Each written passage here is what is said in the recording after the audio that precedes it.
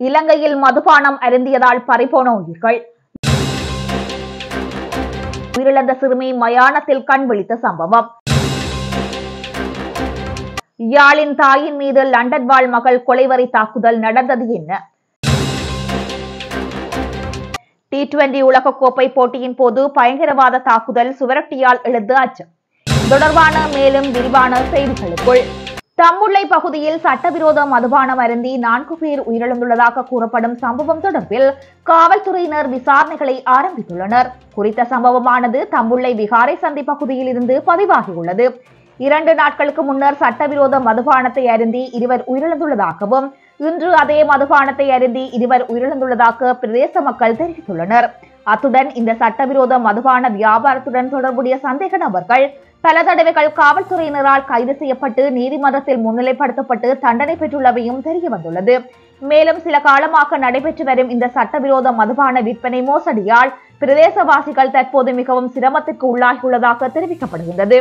இந்த நிலையில் உயிரிழந்தவர்களின் பிரேத பரிசோதனைக்கு மேலதிகமாக தடவியல் அறிக்கைகளை வரவழைத்து அவர்களின் மரணத்திற்கான குறிப்பிட்ட காரணங்களை கண்டறிய தேவையான நடவடிக்கைகள் எடுக்கப்படும் என்றும் காவல்துறையினர் தெரிவித்துள்ளனர்.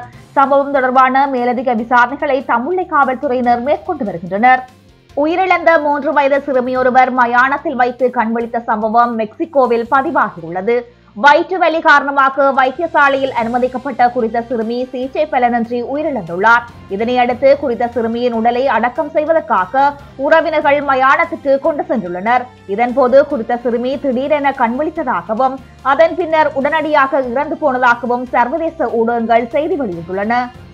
யாழ்ப்பாணத்தில் ஓய்வு பெற்ற ஆசிரியை ஒருவர் லண்டன் வாழ் மகளால் தாக்குதலுக்குள்ளான சம்பவம் இடம்பெற்றுள்ளதாக தெரிய வருகின்றமை பெரும் அதிர்ச்சியை ஏற்படுத்தியுள்ளது. குறித்த ஆசிரியைக்கு 2 பிள்ளைகள் உள்ள நிலையில் தாயார் தனது மகனுக்கு தனது சொத்துக்களை எழுதி வைத்ததே தாக்குதலுக்கு காரணம் என தெரிய வந்துள்ளது.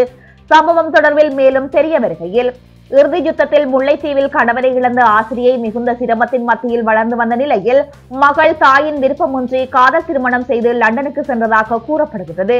மகனும் பொறியியல் படிப்பை முடித்து வெளிநாட்டில் வேலை செய்து வந்த நிலையில் தனது சகோதரி மற்றும் பிள்ளைகளுடன் அவர் வசித்து வந்ததாக கூறப்படுகின்றது. வென்னியில் இடம்பெயர்ந்து தங்கியிருந்த போது கிளிநொச்சி நகர் பகுதியில் 15 பரப்பு காணியை வாங்கி தற்காலிகமாக வீடு அமைத்து தங்கியிருந்ததாக தெரிய வருகின்றது.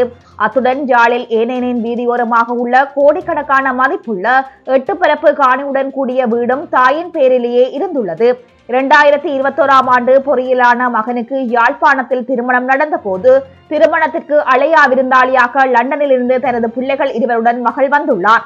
திருமணம் முடித்து அடுத்த நாளே மகள் தனக்கு யாழ்ப்பாணத்தில் தாயின் வீடு மற்றும் கிளிநொச்சி காணிகளை எழுதி தருமாறு கோரியுள்ளார். ஆனால் தாய் அதற்கு மறுப்பு தெரிவித்ததுடன் தற்போது யாருக்கும் காணி எழுதி கொடுக்க மாட்டேன் என தெரிவித்துள்ளார். இந்த நிலையில் கடந்த சில மாதங்களுக்கு முன் சகல சொத்துக்களையும் மகனின் பெயரிலே தாய் எழுதி வைத்துள்ளார்.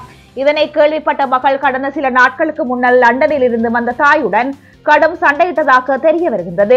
அதன்போது வாக்குவாதத்தின் போது ஹெல்மெட்டால் தாயை தாக்கியதை அடுத்து கணவனின் சகோதரியுடன் மோட்டார் சைக்கிளில் தப்பி ஓடிவிட்டதாக தெரிய வருகின்றது.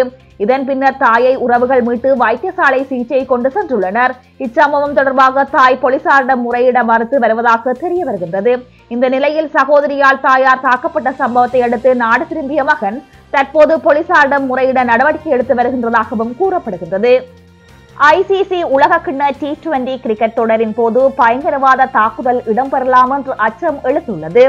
அமெரிக்காவின் நியூயார்க் நகரில் இரத்த களரி ஏற்படலாம் என சுவரொட்டி ஒன்று வெளியானதை தொடர்ந்து குறித்த அச்சம் தோன்றியுள்ளதாக தெரிவிக்கப்படுகின்றது. இந்த நிலையில் ISIS பயங்கரவாதிகளுக்கு ஆதரவான குழுவினால் அச்சுறுத்தல் விடுக்கப்பட்ட ஒரு வரைபடம் வெளியிடப்பட்டுள்ளது. அந்த வரைபடம் முகமூடி அணிந்த மனிதன் தோளில் துப்பாக்கியுடன் இருப்பதை காட்டுகிறது. மேலும் நீங்கள் போட்டிக்காக காத்திருங்கள் எனவும் அதில் குறிப்பிடப்பட்டுள்ளதாக தெரிவிக்கப்படுகின்றது. மேலும் குறித்த வரைபடத்தில் குறிப்பிடப்பட்டுள்ள தினத்தில் இந்தியா மற்றும் பாகிஸ்தான் அணிகளுக்கு இடையிலான போட்டி இடம்பெறவுள்ளமை சுட்டிக்காட்டத்தக்கது. இருப்பினும் தம்மிடம் வலுவான பாதுகாப்பு திட்டங்கள் உள்ளதாக சர்வதேச கிரிக்கெட் பேரவையின் பேச்சாளர் ஒருவர் குறிப்பிட்டுள்ளார்.